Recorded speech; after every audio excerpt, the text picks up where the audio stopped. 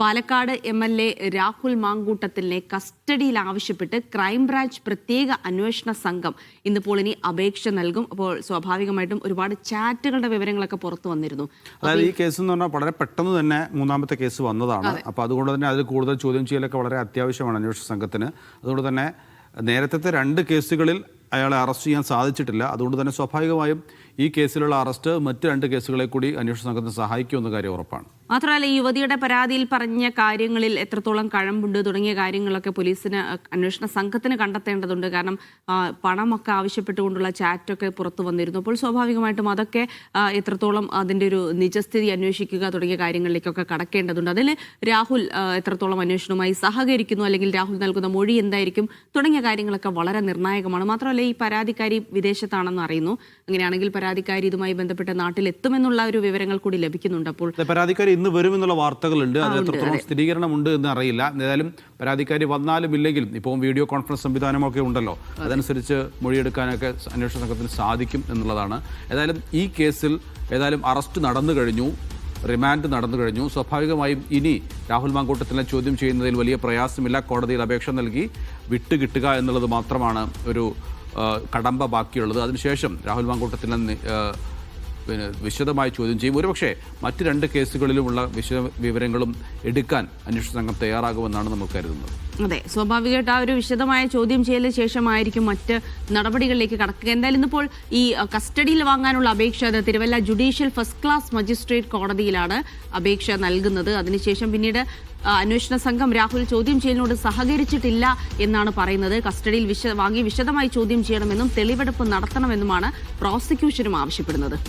കേസിൽ രാഹുലിന്റെ ജാമ്യാപേക്ഷയും ഒരുപക്ഷെ ഇന്ന് കോടതി പരിഗണിച്ചേക്കുമെന്നുള്ള വാർത്തകളുണ്ട്. ലിജോ റോളൻസ് ആണ് വിവരങ്ങൾ നൽകാൻ ഉള്ളത്.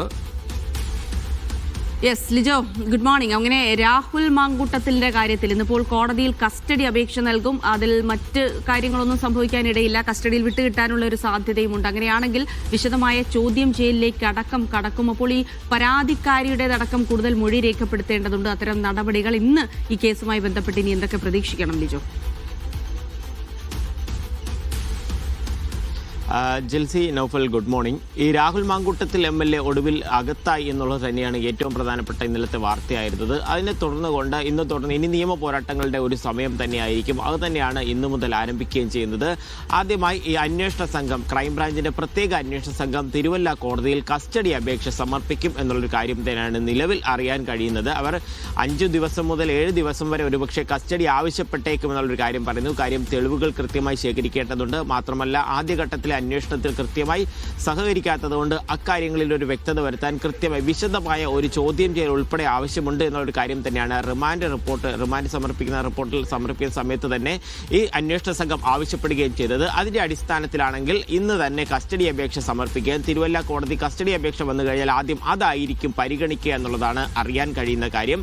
കഴിഞ്ഞ ദിവസം തന്നെ രാഹുൽ മാങ്കൂട്ടത്തിന്റെ അഭിഭാഷകൻ രാഹുലിന് വേണ്ടി ജാമ്യാപേക്ഷ ഫയൽ ചെയ്തിട്ടുണ്ടായിരുന്നു. കസ്റ്റഡി അപേക്ഷ വന്നു കഴിഞ്ഞാൽ ഒരുപക്ഷെ അതിലൊരു തീർപ്പാക്കിയതിനു ശേഷമായിരിക്കും ഈ ജാമ്യ ഹർജി പരിഗണിക്കുന്ന കാര്യത്തിലേക്ക് കടക്കുക. അല്ല എന്നുണ്ടെങ്കിൽ ആ കസ്റ്റഡി അപേക്ഷ വരുന്നില്ല എന്നുണ്ടെങ്കിൽ ഇന്ന് തിരുവല്ല മജിസ്ട്രേറ്റ് ജാമ്യ ഹർജിയിൽ പ്രാഥമിക വാദം കേൾക്കാനുള്ള ഒരു സാധ്യതയും മുന്നിൽ കാണുന്നുണ്ട്. എന്തായാലും ജയിലിലേക്ക് മാറ്റിയപ്പെട്ടതിന് പിന്നാലെ അതുമായിട്ടൊക്കെ പൊരുത്തപ്പെട്ടു പോകുന്നുണ്ട്. അവിടെ ഭക്ഷണമൊക്കെ കഴിച്ച് സുഖമായി ഉറങ്ങുന്നു എന്നുള്ളതാണ് രാഹുലിനെ സംബന്ധിച്ച് ജയിലിൽ നിന്നും അറിയാൻ കഴിയുന്ന ഒരു കാര്യം. മറ്റൊരു കാര്യമെന്ന് പറയുന്നത് ഈ മാവേലിക്കര സ്പെഷ്യൽ സബ് ജയിലാണ്. അതുകൊണ്ട് തന്നെ അവിടെ സുരക്ഷയ്ക്ക് പലതരത്തിലുള്ള പോരായ്മകളുണ്ട്, അല്ലെങ്കിൽ കൃത്യമായി സുരക്ഷ ഒരുക്കുന്നതിന് ചെറിയ ബുദ്ധിമുട്ടുകൾ ഉണ്ട് എന്നുള്ളൊരു കാര്യം കൂടെയുണ്ട്.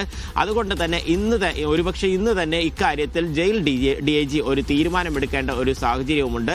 അങ്ങനെയാണെന്നുണ്ടെങ്കിൽ രാഹുലും ആവശ്യപ്പെട്ടിട്ടുണ്ടായിരുന്നത് തിരുവനന്തപുരത്തേക്ക് മാറ്റണമെന്ന്. അതേ സുരക്ഷ ഒരുക്കിക്കൊണ്ട് ഒരുപക്ഷെ സെൻട്രൽ പൂജപ്പുരയിലേക്ക് തന്നെ മാറ്റുക എന്നുള്ള ഒരു കാര്യത്തിലേക്ക് ഒരു തീരുമാനത്തിലേക്ക് എത്തുമെന്നുള്ള ഒരു കാര്യവും അറിയാൻ കഴിയുന്നുണ്ട്. അതൊരുപക്ഷെ ഉച്ചയോടുകൂടെയൊക്കെ അക്കാര്യത്തിൽ ഒരു വ്യക്തത വരികയുമുള്ളൂ. രാഹുൽ മാങ്കൂട്ടത്തിൽ 3ാമത്തെ ബലാത്സംഗ കേസിലാണ് അറസ്റ്റിലാകുന്നത്. ആദ്യ 2 കേസുകളിൽ നിന്നൊക്കെ അറസ്റ്റിലാകാതെ രക്ഷപ്പെട്ടുവെങ്കിൽ പോലും പ്രത്യേക അന്വേഷണ സംഘം നടത്തിയ ഒരു ചടുലമായ നീക്കത്തിലൂടെ അകത്താകുന്നതിന് പിന്നാലെ 14 ദിവസത്തേക്ക് ഇന്നലെ രാഹുൽ മാങ്കൂട്ടത്തിലിനെ അറസ്റ്റ് ചെയ്ത ആ സമയത്ത് ഒരു പ്രാഥമിക ഒരു മൊഴിയെടുപ്പ് അല്ലെങ്കിൽ ഒരു ചോദ്യം ചെയ്യൽ പോലീസിന്റെ ഭാഗത്ത്, അന്വേഷണ സംഘത്തിന്റെ ഭാഗത്തുണ്ടായിരുന്നു എന്നാണ് മനസ്സിലാക്കുന്നത്. ആ സമയത്ത് ഈ അന്വേഷണവുമായി ചോദ്യങ്ങളുമായി രാഹുൽ സഹകരിക്കുന്നില്ല എന്നാണോ മനസ്സിലാക്കേണ്ടത്?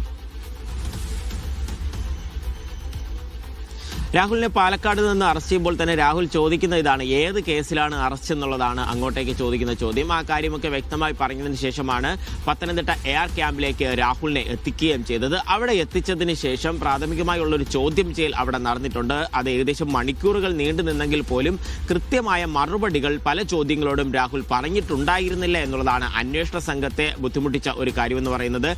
താൻ ഇക്കാര്യം, അതായത് ഈ പെൺകുട്ടിയെ തനിക്കറിയാം, ഈ പരാതിക്കാരി അതിജീവിതയെ തനിക്കറിയാം, അതിജീവിതയുമായി ഉഭയകക്ഷി സമ്മതപ്രകാരം തങ്ങൾ ലൈംഗിക ബന്ധത്തിൽ ഏർപ്പെട്ടിട്ടുണ്ട് എന്നുള്ളൊരു കാര്യം വരെയുള്ള കാര്യമെല്ലാം രാഹുൽ സമ്മതിക്കുന്നുണ്ട്. അതിനുശേഷം വരുന്ന ആ സാമ്പത്തിക ആരോപണം, ശാരീരികമായി ഉപദ്രവിച്ചു എന്ന് പറയുന്ന ആ ആരോപണം, ഗർഭഛിദ്രത്തിന് നിർബന്ധിച്ചു എന്ന് പറയുന്ന ആ കാര്യങ്ങൾ, അതെല്ലാം തന്നെ കേസിൽ പറഞ്ഞിരിക്കുന്ന മറ്റു കാര്യങ്ങളെല്ലാം രാഹുൽ മാങ്കൂട്ടത്തിൽ നിഷേധിക്കുകയാണ് ചെയ്തത്.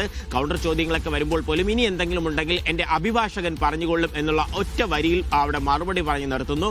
അതിൽ കൂടുതലൊന്നും പറയാതെ അതൊരു നിസ്സഹകരണമായിട്ട് തുടരുകയായിരുന്നു രാഹുൽ എന്നുള്ള കാര്യമാണ് അന്വേഷണ സംഘം പറയുന്ന ഒരു കാര്യം. തുടർന്ന് വൈദ്യപരിശോധനയ്ക്കൊക്കെ കൊണ്ടുപോയതിനു ശേഷം രാഹുലിന്റെ അഭിഭാഷകൻ അതിനേക്ക് തള്ളുന്നുണ്ട്. പറയുന്നത് ഇക്കാര്യമാണ്, അതായത് ആ DNA പരിശോധനയ്ക്കുള്ള രക്തസാമ്പിൾ നൽകുന്നുണ്ട്, മാത്രമല്ല ലൈംഗിക ശേഷി പരിശോധനയ്ക്ക് വില്ലിങ് ആവുന്നുണ്ട്, അതൊരാളുടെ സമ്മതമില്ല ചെയ്യാൻ കഴിയാത്തതാണ്, ഇതിനെല്ലാം തയ്യാറാകുന്ന ആൾ എങ്ങനെയാണ് സഹകരിക്കുന്നില്ല എന്ന് പറയുന്നത് എന്നുള്ള വാദങ്ങളൊക്കെയാണ് ഇതിനെ ഖണ്ഡിച്ചുകൊണ്ട് മറുഭാഗം പറയുന്നത്. എന്തായാലും ജാമ്യ ഹർജി കോടതിയിൽ വരുന്ന സമയത്ത്, ഈ മജിസ്ട്രേറ്റ് കോടതിയിൽ വരുന്ന സമയത്ത് അവിടെ വലിയൊരു വാദപ്രതിവാദം തന്നെ ഉണ്ടാകുമെന്നുള്ളൊരു കാര്യമാണ് അറിയാൻ കഴിയുന്നത്. അതിനൊരു ഓപ്പൺ കോർട്ടിൽ അത് കേൾക്കുന്നതിന്റെ സാധ്യത വളരെ കുറവാണ്. എങ്ങനെയാണെന്ന് അറിയില്ല. തിരുവനന്തപുരത്തേക്ക് ഒരുപക്ഷെ കേസ് പരിഗണിച്ചതുപോലെ തന്നെ അടച്ചിട്ട ഒരു കോടതിയിലാകാം ഇക്കാര്യത്തിന്റെ തുടർവാദങ്ങളിലേക്കൊക്കെ പോവുക എന്നുള്ളതാണ് അഭിഭാഷകരോട് സംസാരിച്ചപ്പോൾ അറിയാൻ കഴിഞ്ഞത്. ജിൽസി, രാഹുൽ